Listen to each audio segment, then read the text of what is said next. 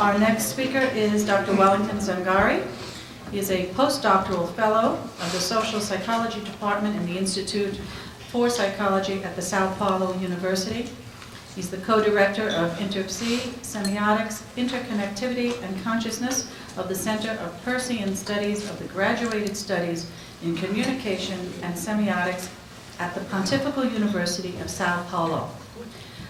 He's a researcher of the Social Psychology and Religion Studies Laboratory in the Institute for Psychology at the São Paulo University.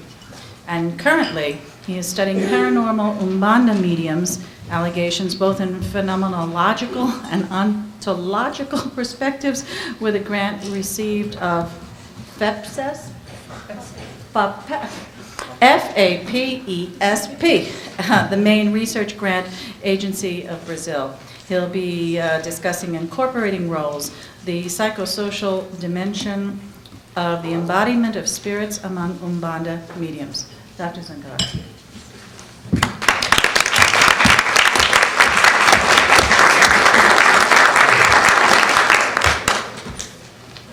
Okay, first of all, I would like to thank to Parapsychology Foundation for inviting me to this conference. I'm very glad to that.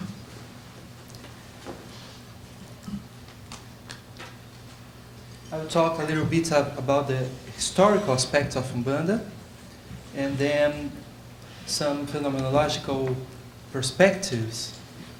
Mediumship from Umbanda, what they say about mediumship. And so, finally, a model of comprehension of mediumship. Okay. The word Umbanda means art of healing, magic. The religion called Umbanda is Brazilian. It was born in the second decade in the 1920s in Rio de Janeiro. From a sociological point of view, Umbanda is a syncretic religion formed by four religious segments: the traditional European Catholicism, the tradition of the Orishas brought by the African, the Brazilian indigenous religion, and the French Kardecist Spiritism. Since the Brazilian colonization by Portugal, Catholicism was considered the official religion in Brazil. Negroes and indigenous were prohibited of practicing their religions in Brazil. Nevertheless, especially the Negroes continued to practice their rituals, using a misdirection to avoid being punished. Each one of their spiritual entities was represented by a Catholic saint. So the white people thought they were dancing and singing to the Christian saints, but in fact they were trying to keep their tradition. Umbanda was born from this complex syncretism. It was a process of whitening of African symbols and characteristics, which were mixed with the Catholic ones, combining also elements of indigenous and Kardecist religions. So, Umbanda was proposed as a religion for all, a symbol of mestizo country. Umbanda could not be organized enough to guarantee that its doctrine and rituals in different groups become homogeneous. So, different expressions of Umbanda can be found by researchers. Even so, different Umbandas groups keep in common as a central focus the embodiment mediumship, which is the central point of this presentation.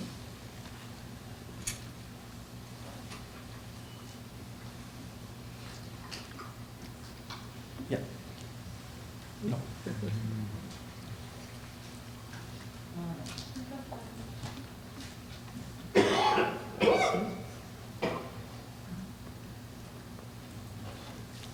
Yes. In my PhD dissertation, I have analyzed the psychosocial dimensions of mediumship related to the embodiment of spirits I have interviewed 12 Umbanda mediums, like you can see there.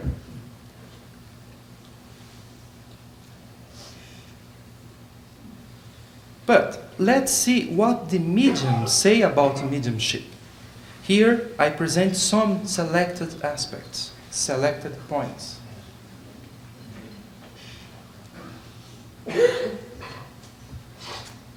Yeah.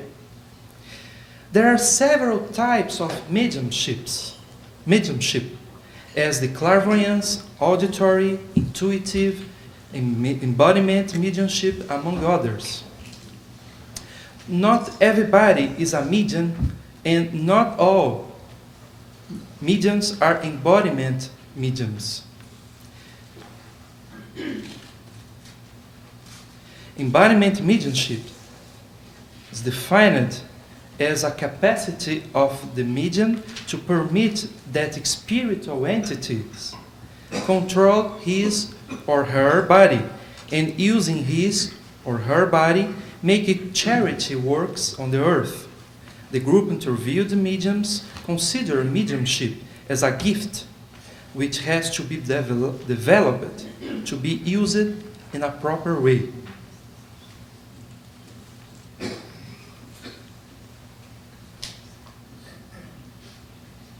A medium is said to be developed when he or she is able to surrender completely to the spirit control.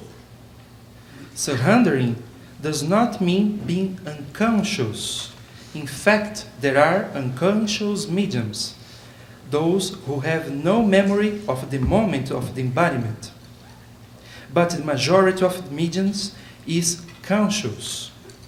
Being a conscious medium does not mean to have any control during the embodiment, but simply be present, seeing, listening, and sometimes feeling the touch of the clothes on the body, the beverage that is drunk by the entity, the taste of the cigar. But the notion of the time and space is lost. Conscious mediums know they are embodied because they have no muscle control.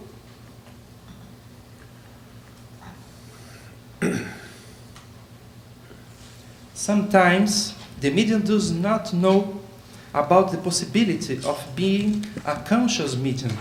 So the fact of being conscious during the embodiment can cause problems, troubles, or doubts.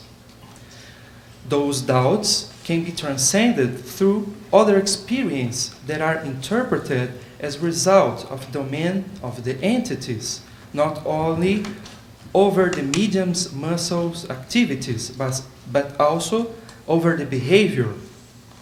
There are mediums who do not smoke and are allergic to tobacco, but their entities smoke cigars, pipe, and the mediums smoke when they are embodied.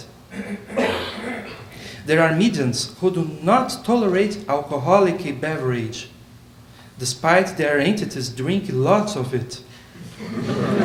2 or 3 bottles, for example, a very alcoholic beverage. The entities sometimes are experts in some areas for what the mediums have no training. For example, saying the name and medical functions of herbs, singing songs the mediums claim they have never learned before.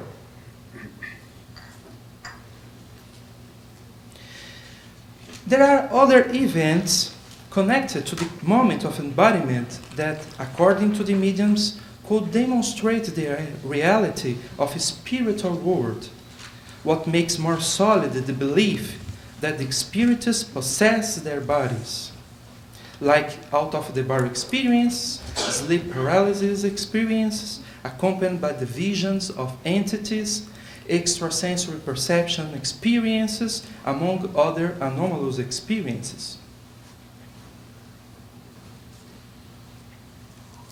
there are several reasons to the mediums to Umbanda.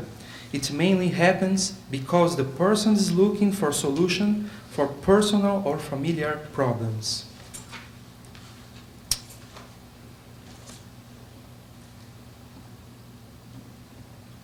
Not only the mediums have to develop themselves, but also the entities have to be developed.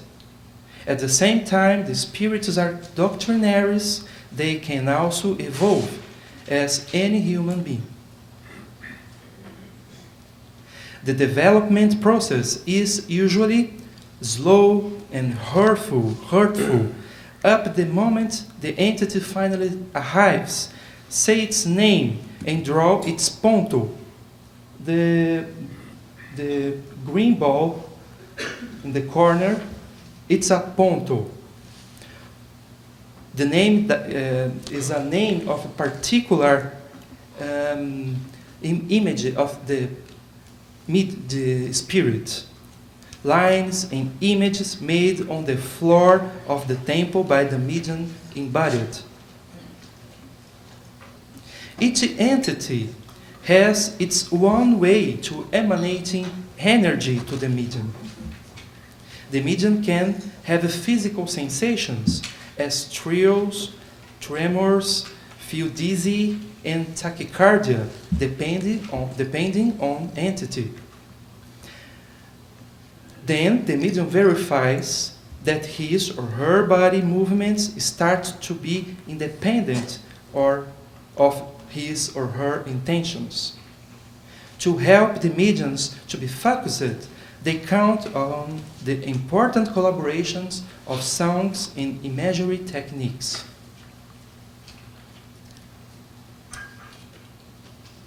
So, now, considering what the mediums say, I present a tentative model to understand embodiment and mediumship from a psychosocial point of view.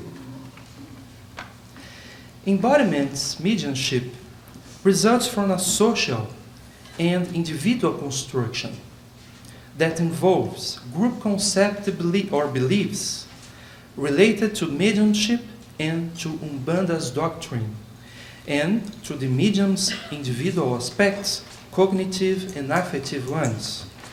I understand that embodiment mediumship is the result of a complex process composed by 6 interdependent steps or elements: assimilation, surrender, training, creation, manifestation, and proof.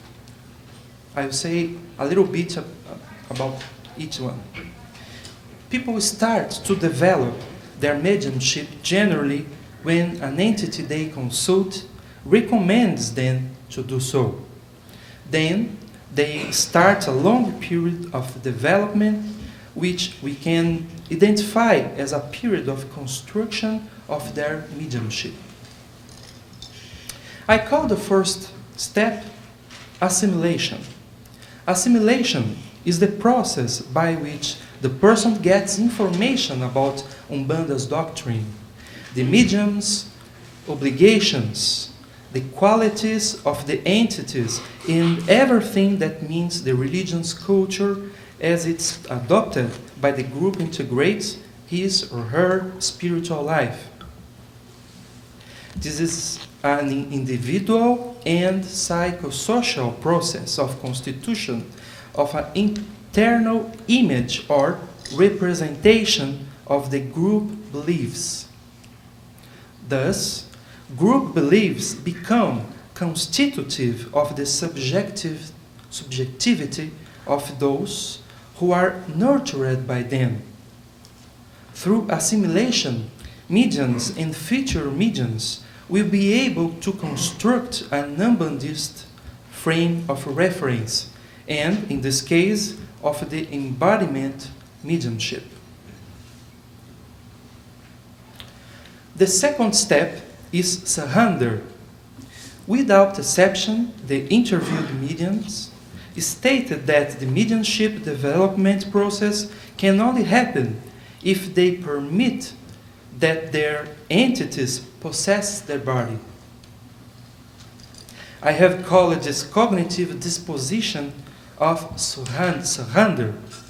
Surrender process supposes complete loss of control, conscious efforts to avoid acting of their own bodies, permitting that an entity acts in the body as it wants.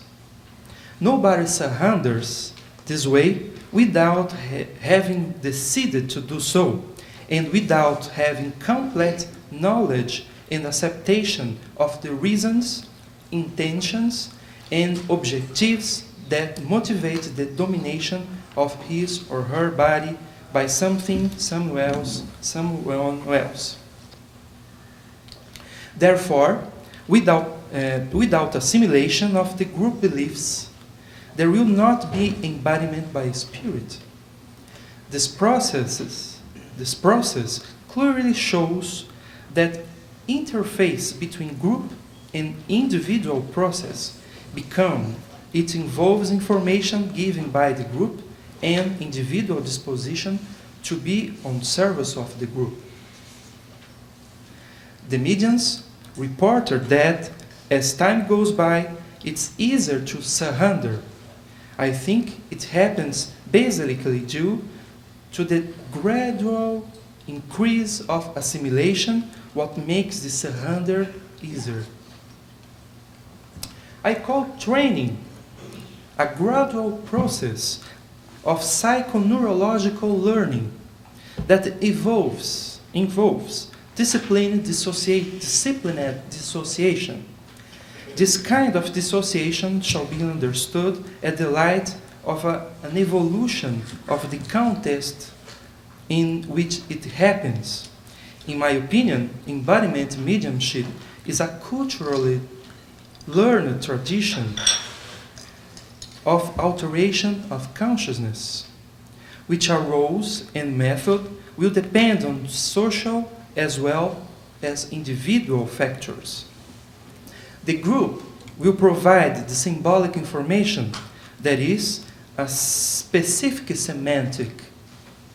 The person gets in the group, receives, elaborates, assimilates, and transmits the information. More than that, they experience them. Creation is the fourth step. What the mediums present when they are incorporated by spiritists suggests a process of unconscious construction of the entities and a gradual elaboration of their characteristics. I call this process creation. A developing medium does not present his or her entity immediately. The period of creative incubation permits that the entity is conceived in all its characteristics, from its names to draw the mark, from its preferred clothes to this life history, from its manner of walking and dancing to the manner of treating the consulting persons.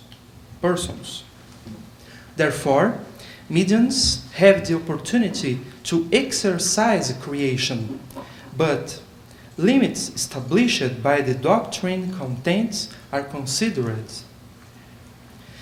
Such contents are assimilated, as I have already mentioned before, and they are profoundly considered in the process of creation of the entities, even because the entities have to respect the semantics of the group. The next step is manifestation. It results from a creation process. So, manifestation is the process through which an entity with its characteristics finally presents itself during the ceremonies.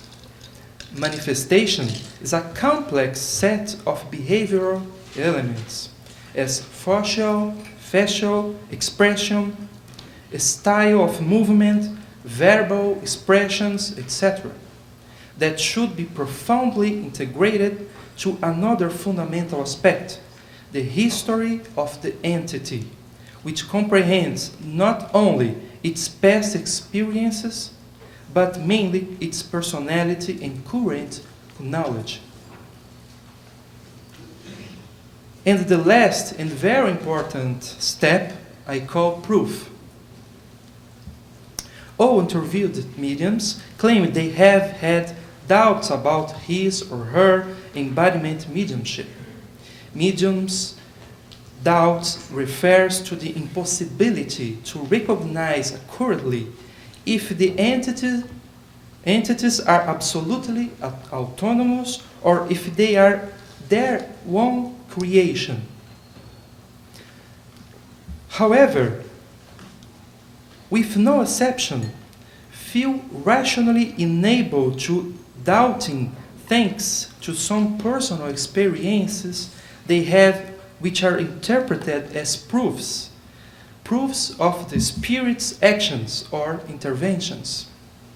Such proofs can be described as series of anomalous phenomena experienced by mediums, that is, experience for which they find no logic explanation, what convinces the mediums that they themselves could not be responsible for those events.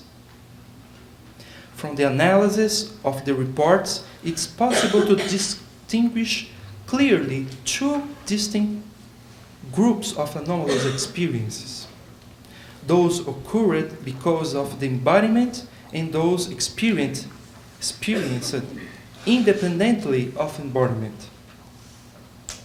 The mediums consider the most impressive proof of capacity of certain entities to reveal secrets, past or future events related to the consulting person's life. The second type of proofs is indirect, independent of the embodiment. They show to the mediums the existence of spiritual world once the mediums have experiences they cannot explain but from a religious point of view. This is the case of the out-of-the-body experiences, extrasensory perception experiences, dream anomalous experiences, among other mentioned previously. Even those experiences, despite their subjective characteristics, are interpreted in consonance to the group frame of reference. The set of the 6 elements or steps discussed, assimilation, surrender, training, creation, manifestation, and proof, is representative of the interrelation between the group dimension and the individual dimension, demonstrating how the embodiment mediumship shall be understood as a group construction as well as an individual construction of each medium. My final considerations. Maybe one of the most outstanding characteristics of embodiment mediumship phenomenon its mediation characteristic. That is, its potential to be the link established among distinct actors of the group scene. I see embodiment mediumship as an instrument constructed and used by the group.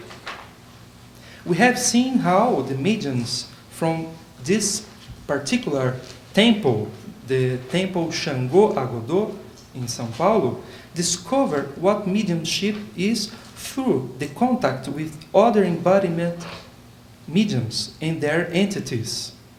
From that moment, they pass through a long process of training and after that contribute with the group with their gift, what means more opportunities to obtain spiritual benefits.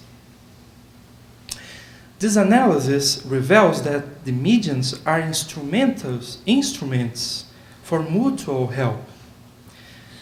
The temple can, in this sense, be understood as a religious cooperative that produces symbolic and magic goods which function is to structure the worldview of its participants, giving sense to their lives and being the immediate solution for problems for which they do not find solution in the secular world. Okay, so.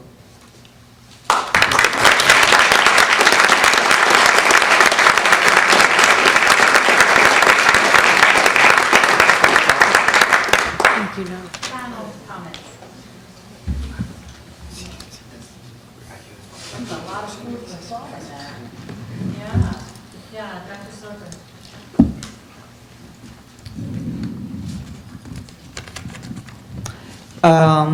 I would like to hear, if possible, in your opinion, a few comments on the differentiation comments, how to distinguish Spiritist, Cartesist mediumship activities versus Umbanda mediumship activities.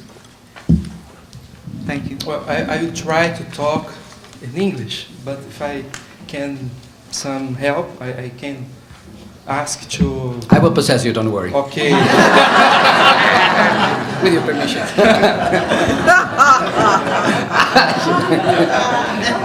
That was a very fast answer. Okay. I think it's very different process of the between Umbanda and Spiritist, Cartesist systems. As can I say, Umbanda is a mix of Cartesist Umbanda, Cartesist, Spiritist, indigenous religions, and the traditional religions, and Catholicist religion.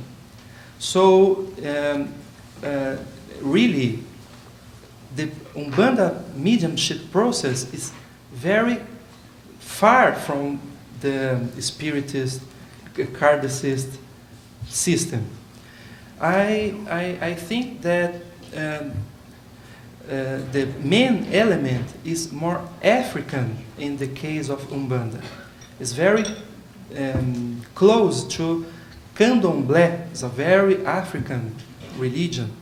So the Cartesists have no movements like Umbandas have. They don't have shakes or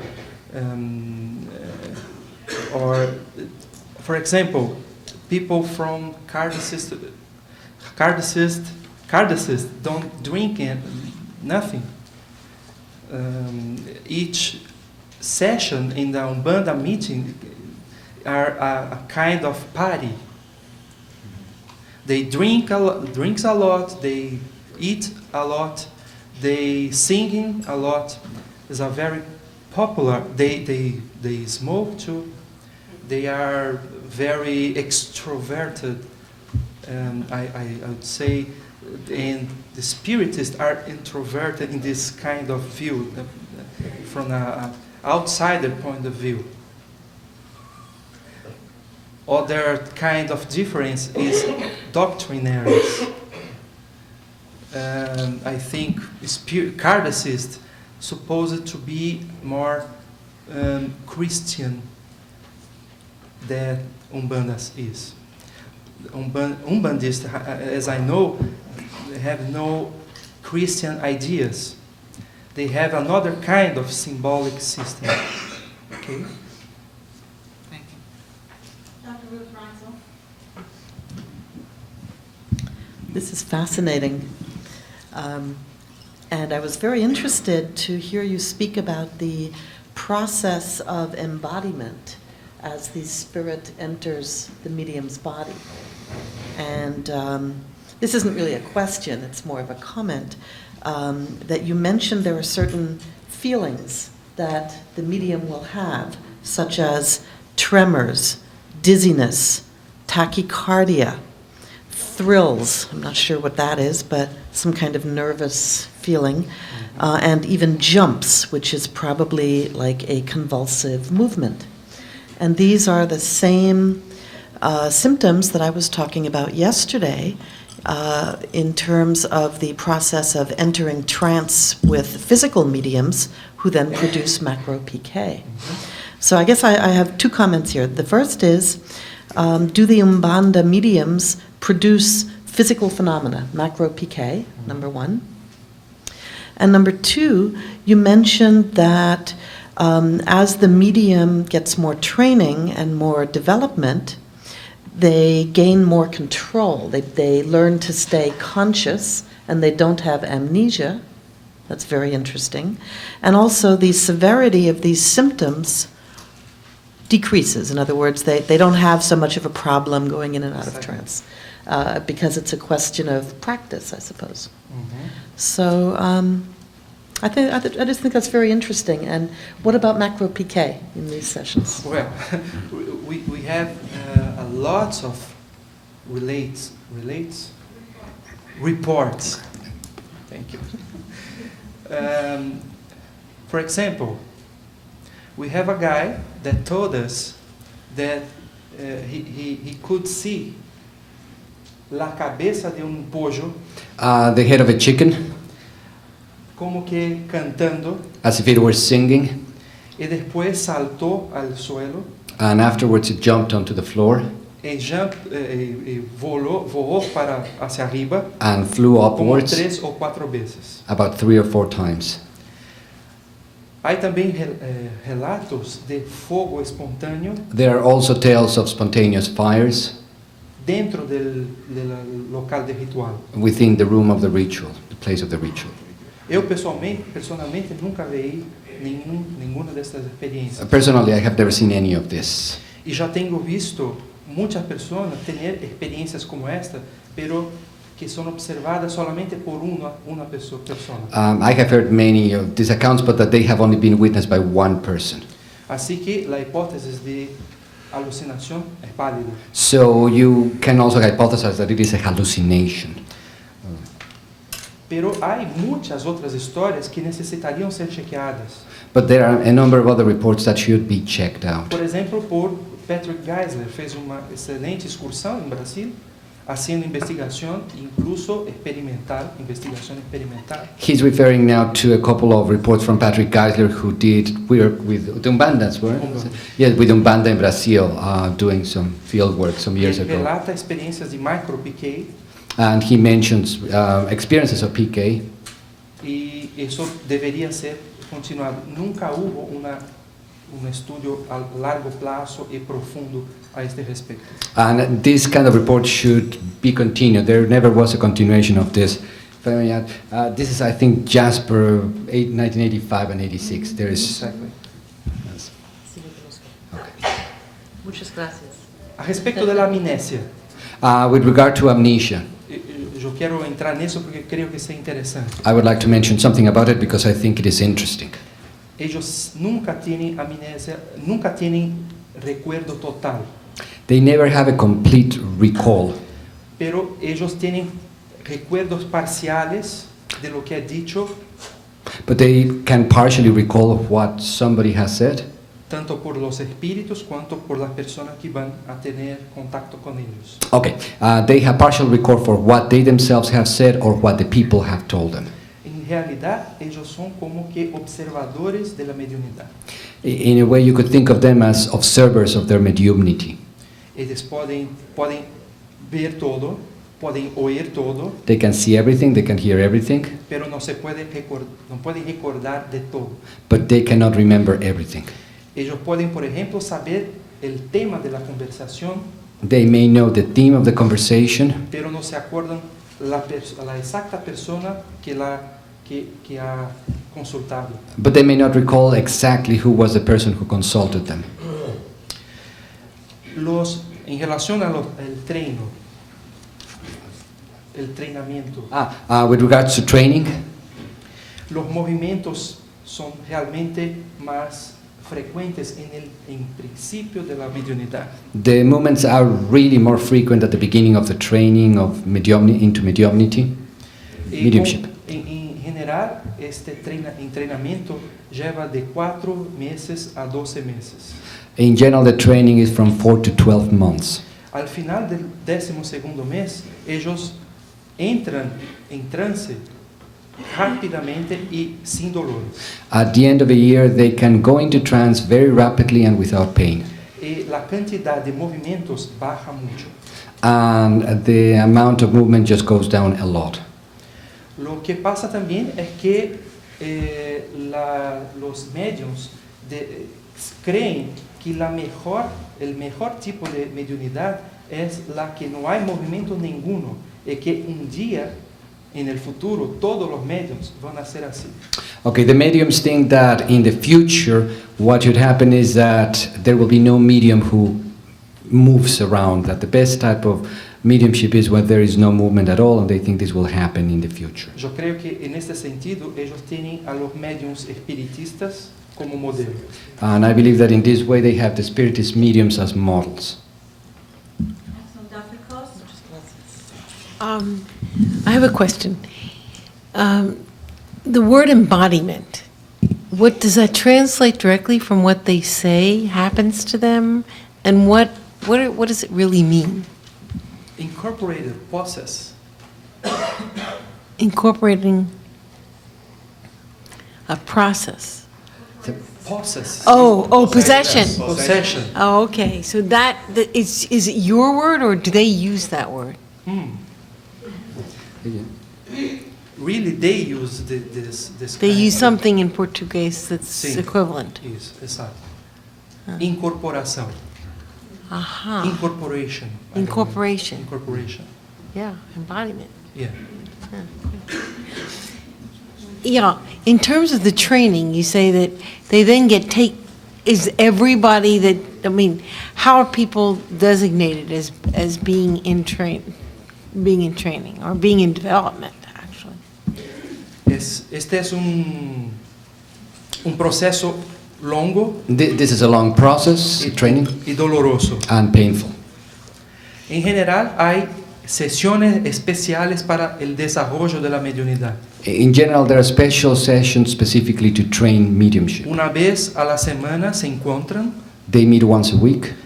reciben alguna información espiritual de un guía They receive espiritual, some spiritual information from a guide, y entonces empiezan a hacer el proceso de incorporación, intentar a desarrollarlo. and they start then trying to develop the process of embodiment, incorporation. Esto empieza con intentar hacer con que la cabeza se quede vacía, oca. Okay, this begins with the process of trying to have their mind blank, their mind empty. Porque la mediunidad es concebida como algo en que yo no hago nada, simplemente permito a los espíritus que hagan todo. Because mediumship is conceived as a process in which the person does not do anything but allows the spirits to do things. En el principio hay personas que tienen verdaderas convulsiones, At the beginning, there are some people who really have convulsions. vomitan, They vomit, desmayan they may faint, y poco a poco comienzan a tener el control de la disociación. and little by little they start having control over their dissociation. Okay, Walter Myers, where?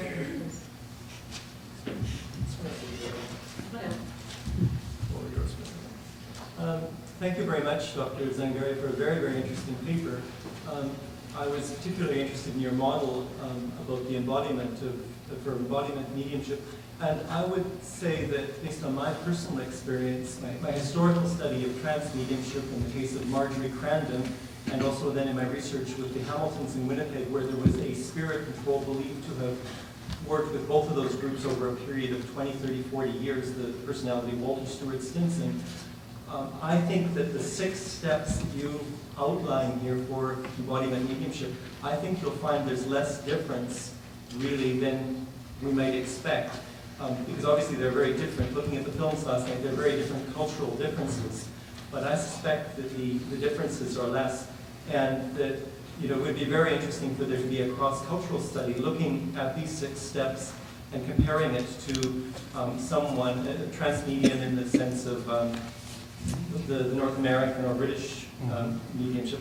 And I specifically, if you or any of your Brazilian colleagues are interested, I'm aware of somebody who's living down in Rio de Janeiro who was formerly the president of the International Spiritualist Federation for 8 years during the 1990s. He has now married a Brazilian woman and he's living in Rio de Janeiro. And he does do trance training, trance workshops. We've hosted him several times in Victoria to come and travel, so I've observed him in trance. I don't know what I personally believe about trance. It's a very, very difficult subject. Your number 6 proof, self-doubts about embodiment mediumship, very difficult. I've watched people in trance, I've done my own experimentation, and often people observing are more convinced than oneself is about what is really happening. So if anybody would like the name and contact information, I'd be happy to email it to you afterwards. Perfect. Thank you. Glad. Okay. Jane Patrick? I would like to make some comments. Just a yo no creo que el modelo mi modelo pueda ser generalizado. I don't believe that my model can be generalized. Ele fue muy útil para el estudio y comprensión del grupo específico que yo he estudado. It was very useful for the study and understanding of the specific group I worked with. Pero hay otros brasileños que están empezando a verificar si este modelo puede ser válido para otros tipos de manifestaciones de mediunidad. But there are other Brazilians who are trying to find out if this model can be applied to other groups, medium groups. Y yo me gustaría mucho que ese modelo fuera tentado ser replicado en otras partes del mundo. And I would like to find out if this model can be replicated in other parts of Y the world. ampliado, mejorado. And to broaden it and improve it. I think I'm not suggesting it be generalized. To me, it makes total sense in light of what I know about trance mediumship in Great Britain and North America. I don't think it needs generalization. Okay.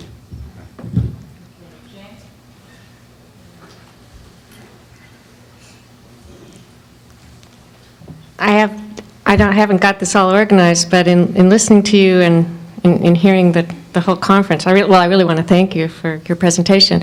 But I'm thinking about, in this country, the types of mediums I'm familiar with are the 2 spiritual healers, Amy Semple McPherson and Catherine Kuhlman, and my own experiences, and I was listening to your talk about the group construction and the service to the group, the service for healing to the group. And so I'm just going to say these different comments that come to me, and then I'll try and summarize them up. But some of the greatest mediums in England and in this country got precognitive information just before the outbreak of World War I, and were told that they were needed because a lot of people were going to die, and they were going to be needed to heal the grief of a lot of grieving parents.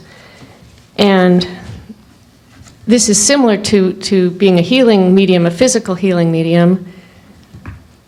Nobody's yet mentioned the sitter group and the importance of the energy and the strength of the energy that's a product of the cohered minds of a sitter group. And in my case, I've experienced it in churches where you have hundreds of people singing hymns, and that was Catherine Kuhlman's way of cohering the consciousness of a large group of people. And then macro PK occurred, and in her case, for Catherine Kuhlman, it wasn't that she did it; it was that she got ESP that it had occurred, and she knew to whom it had occurred exactly. Whoever, if she knew the person that had been healed up there in the second row, 4th person from the right.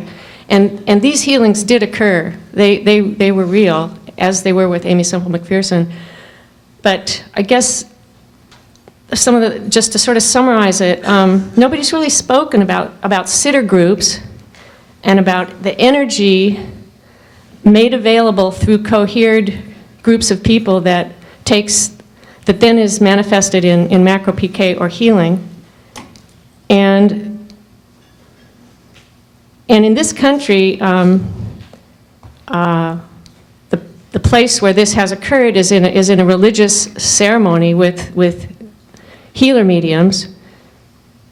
and it's possible again. I guess I'll just say that. I think in this country we lack the social structure for the service with the social support for the medium. Thank you. Yeah. We'll leave it there. And perhaps you'd like to respond or turn that over to the general discussion that follows. Yes, I think it's better because the question Yes. could be respond or. And the very last one, and the rest of you, I promise you, there is a general discussion, and I'll take you first. Joe McMahon. I just had two questions. The first one is, are there any Umbanda churches in the Charlottesville area that I can attend, giving everything you said? Seriously, I have a serious question. Have there ever been any mediums in training that have failed in their training? Buena questão. That's a good question.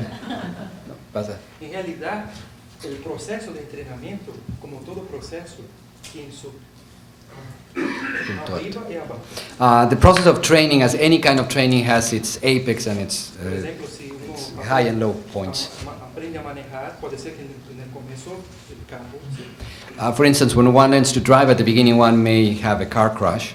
é processo de retroalimentação constante. It is a process of constant biofeedback, constant feedback, sorry. Entonces, en la mediunidad pasa que siempre los mediums llegan a ser buenos mediums. In mediumship, every single time the medium will become a good medium, or the apprentice will become a good medium eventually. Y la noción de no conseguir, no poder, no existe en la mediunidad de Umbanda a lo menos. And at least in Umbanda, there is not a concept that a person may not be able to become a medium. Porque uno sabe que es medium por una palabra superior, una entidad que te dice que eres medium. Because one realizes that one is a medium because there is a higher word or a higher entity that's telling the person that he or she is a medium. Entonces, para ser medium tiene que hacer el desarrollo.